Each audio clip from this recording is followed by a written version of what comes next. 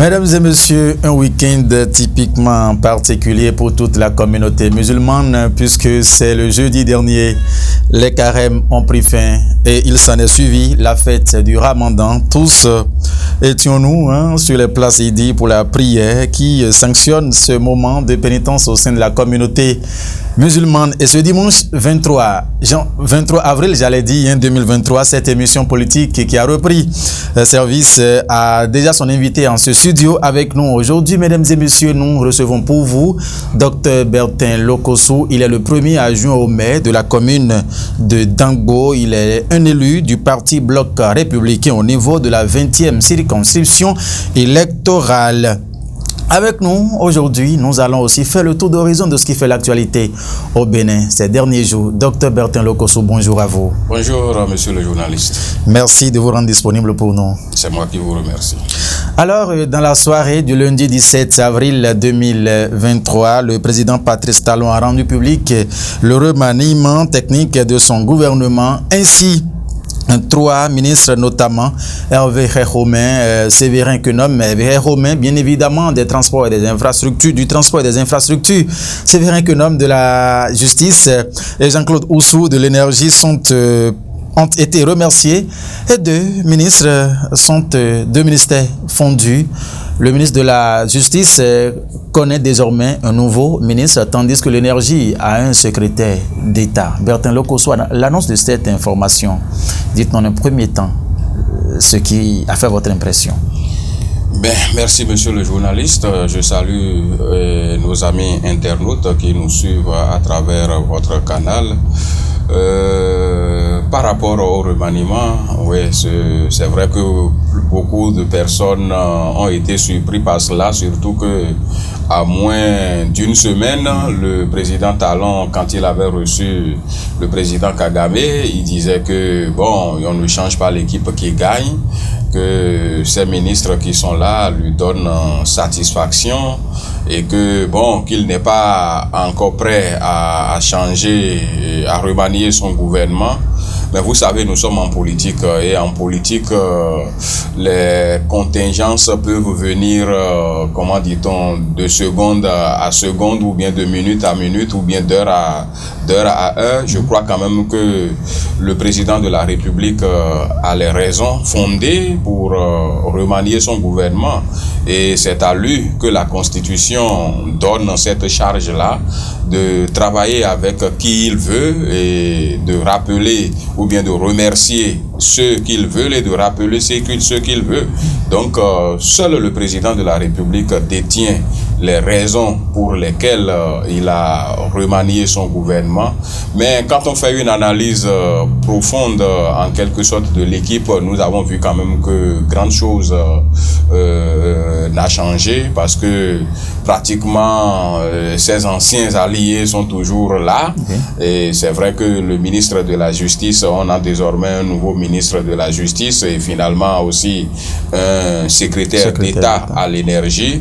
Sinon, en dehors de ces deux, tout le reste, ce sont toujours les anciens membres du gouvernement. Donc, moi, je n'ai pas été surpris par ce remaniement et même l'architecture de ce remaniement parce que, excusez-moi de le dire, le président Talon, c'est quand même un homme qui est fidèle en amitié. Et donc, étant donné quand même que ceux-là qui l'entourent, ils pensent quand même qu'ils lui donnent encore entière satisfaction, alors à quoi bon changer? Si vous avez des objectifs que vous voulez atteindre, je prends l'exemple de votre studio ici, et de votre entreprise ici, vous êtes associé à des gens avec lesquels vous travaillez. S'il y a des gens qui, dans l'entreprise, vous donnent satisfaction, à quoi bon changer? À quoi bon changer? Donc, de façon générale, je crois quand même que l'architecture qui était là toujours reste là. La dynamique va continuer. Bon, les deux qui ont fait leur entrée, le président de la République a ses raisons pour lesquelles il les a fait appel et ils vont certainement aussi accompagner la dynamique. Donc, bon, La seule chose que nous avons à dire, c'est vrai qu'en tant que politiciens, bon, nous aurions souhaité quand même qu'il y ait un peu de nouveau souffle au niveau du gouvernement, oui. Mais la Constitution lui donne l'entière responsabilité de gérer son gouvernement comme il l'entend, et personne ne peut aller contre ce que le chef de l'État a fait. Bertin Lokossou, alors si nous savons tous ensemble que le cas de Séverin Quenome était déjà annoncé quelques jours plus tôt, avant que le porte-parole du gouvernement ne vienne démentir ce qui a été appuyé par le président lui-même lors de cette conférence conjointe animée avec le président Paul Kagame. À la grande surprise, on voit que de Séverin Quenome, le nombre est allé à 3. Qu'est-ce qui peut se passer selon vous? Oui, comme je l'ai dit tout à l'heure, hein, bon, seul le président de la République a ses raisons. Même en ce qui concerne Quenome, personne ne détient, comment dit-on, la raison pour laquelle il a été remercié. Quand on sait quand même sa proximité avec le chef de l'État, bon, en fait, jusque-là, moi, je n'ai pas la raison pour laquelle Séverin Quenome a été remercié. Sinon, bon, d'aucuns disent qu'il a été limogé. Moi, je ne le dirai pas parce que je ne sais pas. On n'a pas eu la raison officielle pour laquelle cet acte a été posé. Et comme le disait même le ministre Séverin Quenome lors de sa passation de charge, mais tout est grâce. Donc, le président de la République est libre de faire appel à qui il veut et de sortir qui il veut. Donc, les raisons, peut-être, le ministre Quenome c'est la raison pour laquelle il est mis à la touche, et le président de la République aussi c'est la raison pour laquelle il a mis Séverin Quenome à la touche. Mais moi, n'étant pas dans le secret des dieux, je ne peux pas opiner sur ça. Voilà. Et donc voilà. Individuellement pris, ces 3 ministres qui sont sortis, Séverin Quenome, Hervé Khékhomé, Jean-Claude Oussou, sont quand même des personnes. Bon, vous avez déjà échangé autour de Séverin Quenome. Jean-Claude Oussou, par exemple, Hervé Khékhomé, qui ont démarré, voilà, ce gouvernement, avec le gouvernement depuis 2016. Aujourd'hui, selon vous, leur façon de fonctionner, tout le temps qu'ils ont passé à la tête de leurs différents ministères, comment avez-vous vu? Bien, vraiment, en tant que membre du bloc républicain, j'avoue quand même que j'ai été touché surtout par la sortie de ces 2 ministres. Je voudrais nommer Khékhomé et Jean-Claude Oussou. Et particulièrement étant de l'Ouémé et de la 20e circonscription, j'ai été touché par la sortie du ministre Jean-Claude Oussou parce qu'on le voyait à tous les fronts. Et bon, mais comme je le dis, nous sommes en politique. Le chef de l'État, c'est la raison pour laquelle il a sorti Jean-Claude Oussou. Qui sait, peut-être c'est pour une autre promotion mieux qu'un ministère, on ne le sait pas. Donc seul le président de la République, c'est la raison pour laquelle il a sorti. Mais au niveau de l'Ouémé, de Grand Ouémé, excusez-moi, nous sommes en politique, j'ai pris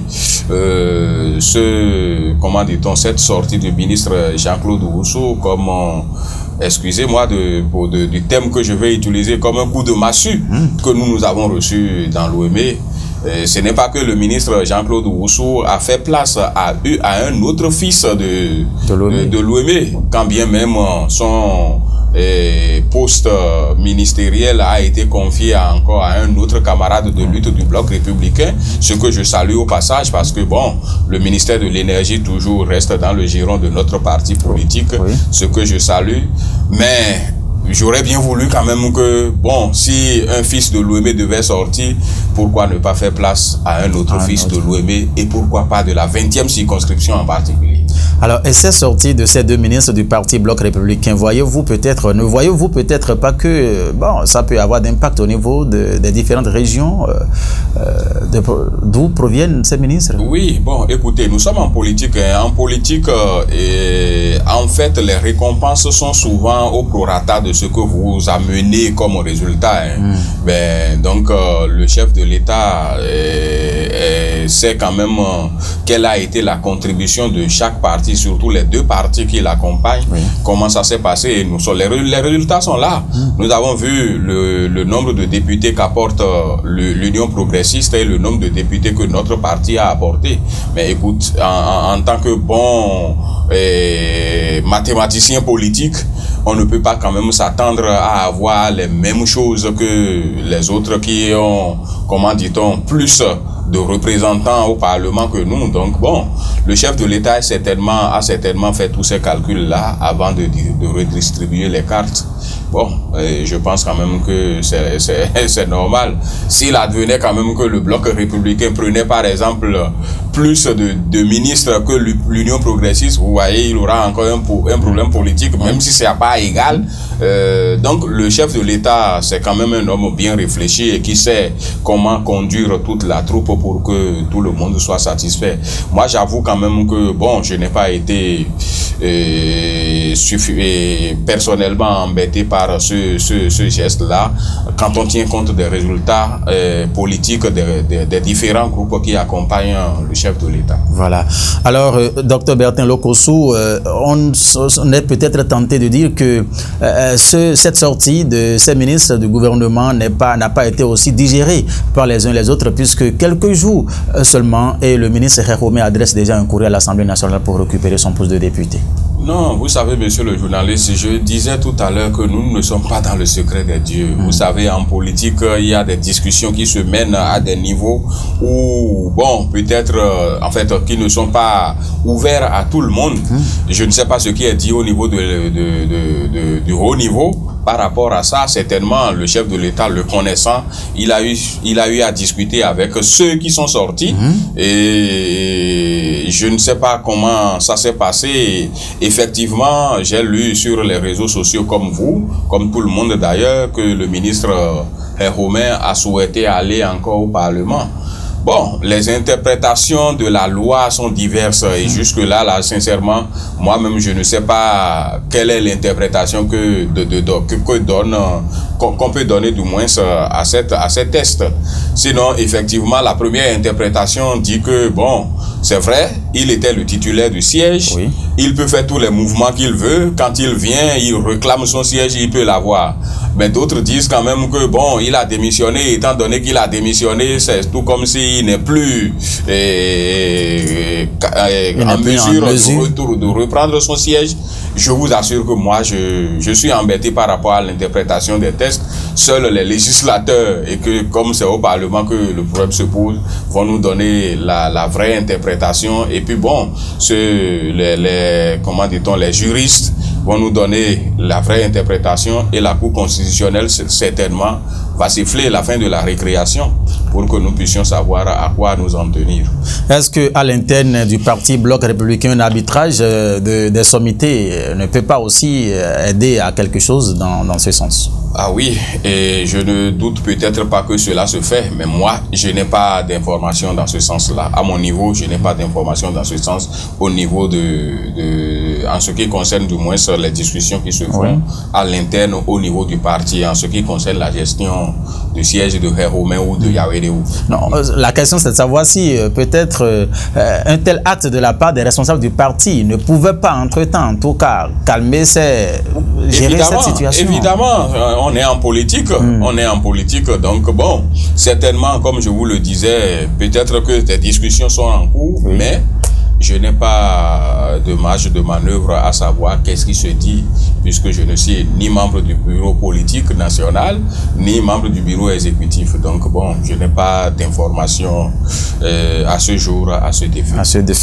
Mesdames et messieurs, cette émission se poursuit avec Dr Bertin Lokossou, premier adjoint au maire de la commune de Dangbo en ce studio.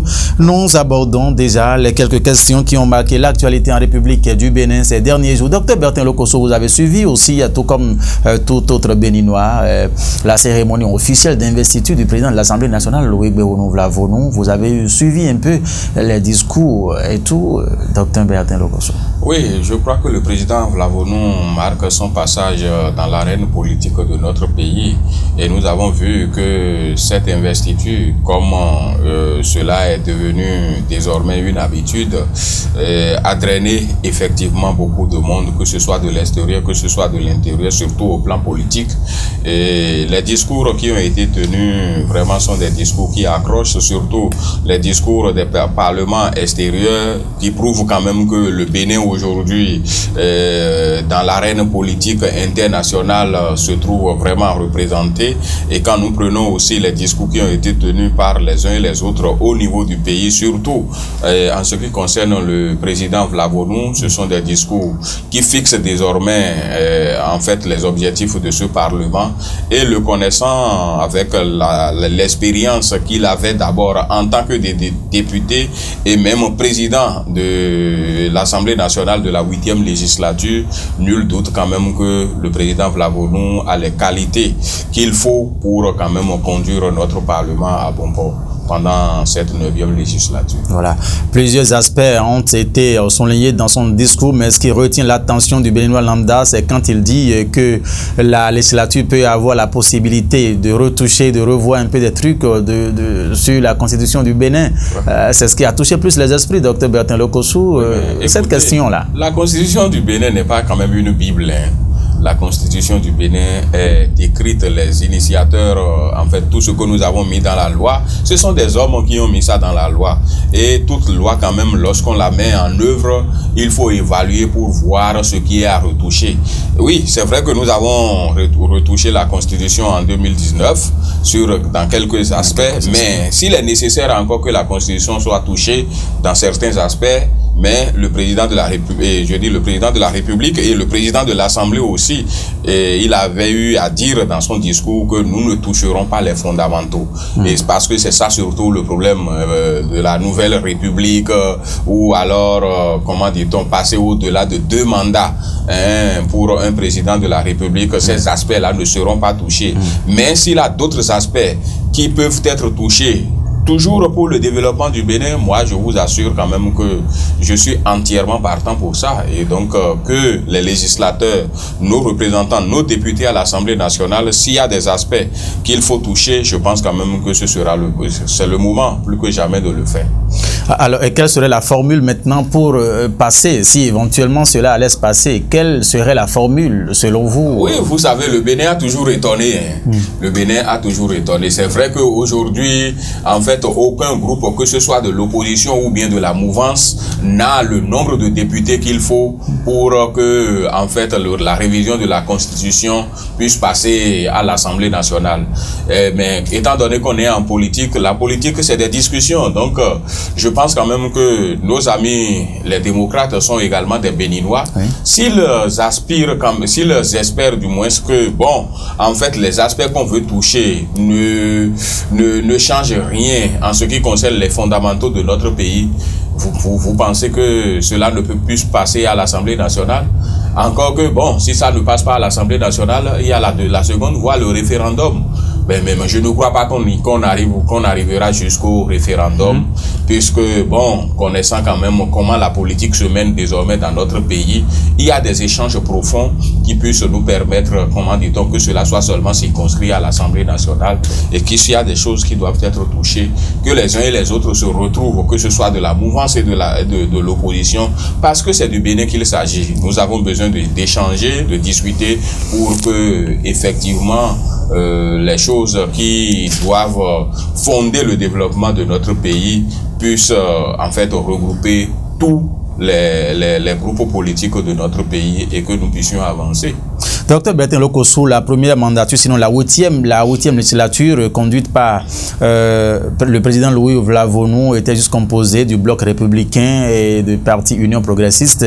Cette fois-ci, pour la 9e, qu'il a la chance de reconduire encore, Docteur Bertin Lokossou connaît la présence de l'opposition. Est-ce que vous pensez que ce serait aussi facile comme la 8e législature pour Louis Vlavonou? Non, le Bénin n'a jamais cessé d'étonner. C'est vrai que quand on allait aux élections, personne ne voyait quand même les démocrates avec un tel résultat. Ça a été une surprise pour tout le monde, ça, avouons-le. En fait, personnellement, je sais que les démocrates seraient à l'Assemblée, mais pas avec 28 députés. Bon, mais voilà, ils sont là maintenant avec 28 députés. Donc, bon, cela témoigne quand même de la vitalité de notre système partisan. Et donc, bon, si l'opposition se retrouve écoutée, ils vont donner quand même leur point de vue sur tous les aspects de la gestion du pays.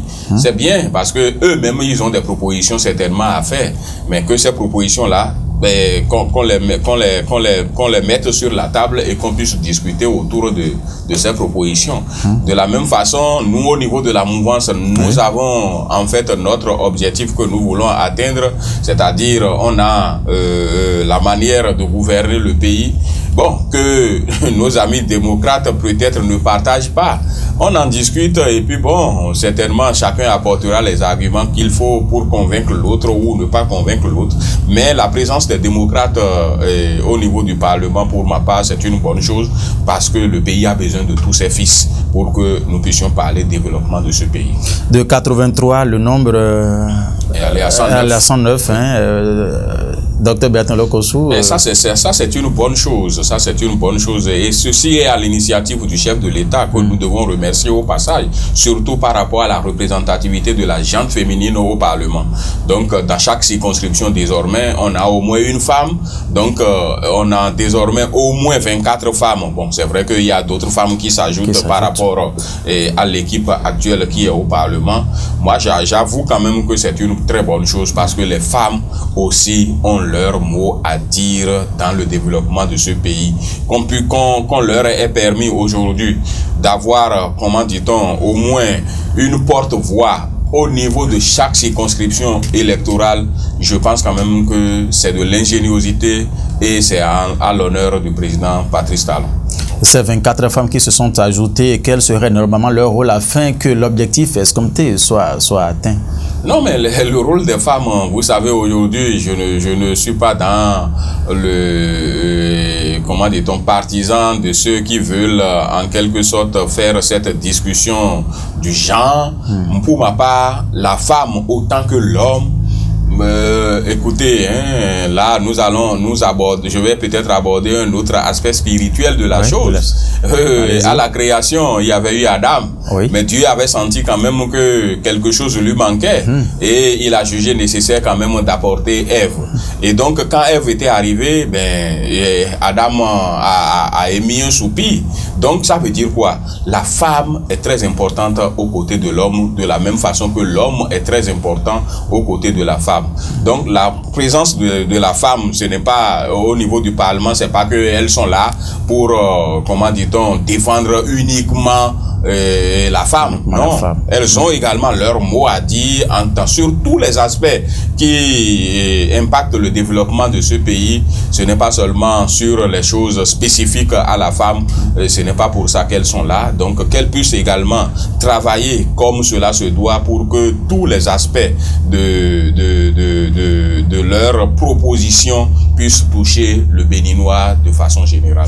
Mesdames et messieurs, nous y sommes. Toujours émission politique National TV ce dimanche 23 avril 2023. Vous savez bien que c'est Dr Bertin Lokossou qui est en ce studio avec nous, premier adjoint au maire de la commune de Dangbo, membre actif du parti Bloc républicain au niveau de toute la 20e circonscription électorale. Le laisser partir de ce studio sans aborder la façon dont les choses évoluent au niveau de sa commune serait une abomination, si on peut se permettre cette expression. Alors avec le maire Jossou Maoudou, Dr Bertin Lokossou, comment ça se passe au niveau de la commune de Dangbo?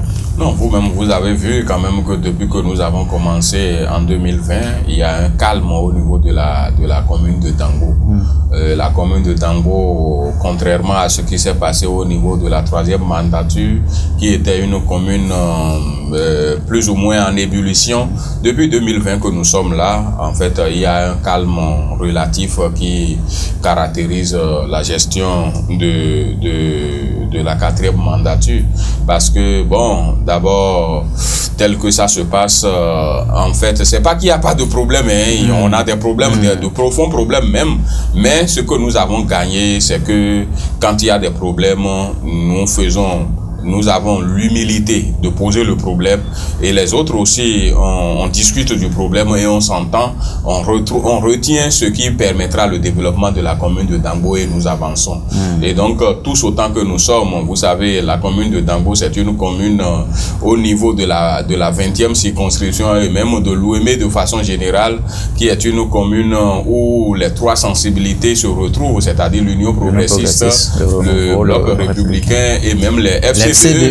Donc, bon, mais nous faisons toutes les discussions. Chacun trouve sa part dans la gouvernance de la commune. Les FCBE sont représentés, le bloc républicain est représenté et l'UP aussi. Et donc, tout se passe comme cela se doit. Et c'est à l'honneur quand même du maire Diossou Maodo, qui est le capitaine du bateau, et de nous-mêmes, ses adjoints, et depuis le nouveau code de la décentralisation des membres du conseil de supervision et de tous les conseillers communaux de façon générale. Nous faisons les discussions comme cela se doit et tout se passe bien.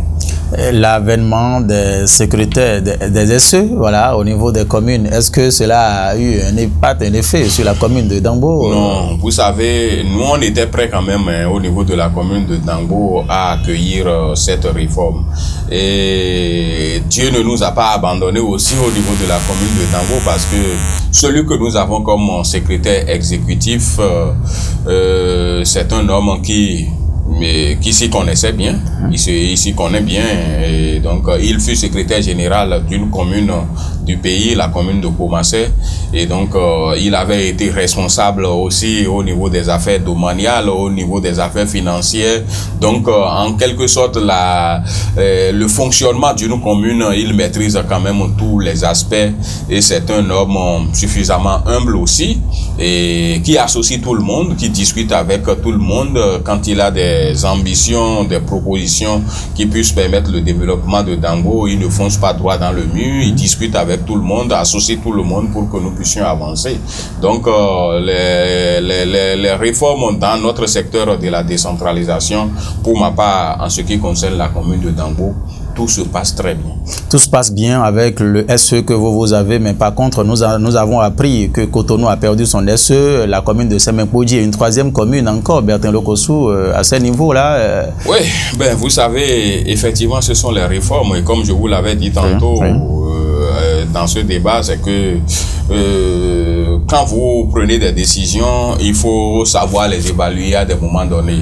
Et vous savez, on a besoin des hommes, mais les hommes, dans la pratique, comment dit-on, de ce qu'on leur confie, les aptitudes ne sont pas les mêmes. Donc, il y a des problèmes qui se sont posés au niveau de ces trois communes, à savoir Ruyoboui et Cotonou et Semenkoji. Et donc, bon, le gouvernement a pris sa décision de relever ces SE qui ont été d'ailleurs même remplacés.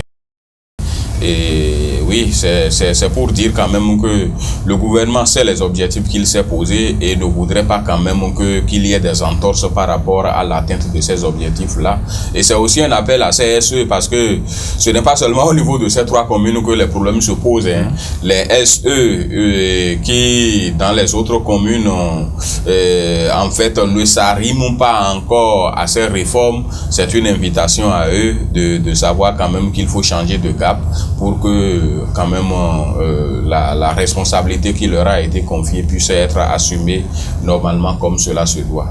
Pour qu'on n'assiste pas à ces cas encore dans d'autres communes, est-ce qu'une séance de formation au profit de ces SE-là ne serait pas indispensable, docteur? Ah non, mais je peux vous dire que les SE ne manquent pas de formation. Depuis un an qu'ils sont là, il y a eu déjà plusieurs formations. Et nous, le mercredi dernier, nous étions en fait pour le compte des maires et des adjoints, nous étions à une formation qui avait été organisée par l'association béninoise de droit constitutionnel, et dans les recommandations qui ont été formulées, c'est que le partage que nous avons eu ensemble avec eux, que cela puisse se faire également avec les SE. Mais au niveau de la cellule qui se charge de la mise en œuvre des recommandations du secteur de la décentralisation, je sais quand même qu'il y a beaucoup de formations qui sont accordées, non seulement aux SE, mais à tous ces cadres techniques, pour quand même que les objectifs en fait qui leur sont assignés puissent être atteints, et pour les outiller aussi à pouvoir travailler normalement dans nos communes. Bertin Lokossou, merci à vous. Vous avez répondu avec transparence à toutes les questions à vous posées sur cette émission. On ne va pas rester trop à discourir. Dites-nous, si on vous demandait peut-être de conclure cette émission, docteur Bertin Lokossou, que diriez-vous? Merci beaucoup, monsieur le journaliste, pour cette opportunité que vous me donnez ce matin de passer en revue l'actualité politique de notre pays. Et si je dois conclure, je voudrais juste demander à chacun de nous en tout cas, peuple béninois, de pouvoir nous mettre ensemble derrière le président Patrice Talon et que, en fait, les objectifs qui vont nous amener au développement de ce pays-là, que ces objectifs-là puissent être atteints. Demander aussi à nos gouvernants d'être à l'écoute du peuple pour que, en fait, les cris de cœur du peuple puissent être aussi écoutés et que des solutions adéquates puissent être apportées à ces cris de cœur du peuple. Quant à nous, partisans politiques, artisans politiques, il est important quand même que nous puissions savoir que nous avons besoin d'échanger, nous avons besoin de discuter ensemble pour que, effectivement, les objectifs de façon générale puissent être atteints avant qu'on ne parle des spécificités. Je vous remercie. Merci à vous, Dr Bertin Lokosso. Mesdames et messieurs, ainsi prend fin cette émission réalisée par Guillaume Kanri avec Noélie Boton. À l'édition, très bon dimanche. Nous allons vous souhaiter tout simplement avec Dr Bertin Lokosso. Nous avons passé en revue les questions qui ont marqué l'actualité ces derniers jours au Bénin, le remaniement ministériel, l'investiture du président Louis Béounou Vlavonou, la question des SE sans occulter le fonctionnement de la mairie de Dangbo, dont il est le premier adjoint au maire. Une fois encore, merci de nous avoir suivis. Si Dieu nous prête vie, dimanche prochain, nous allons encore nous retrouver avec le même plaisir, même détermination. Portez-vous bien, mesdames et messieurs. Au revoir.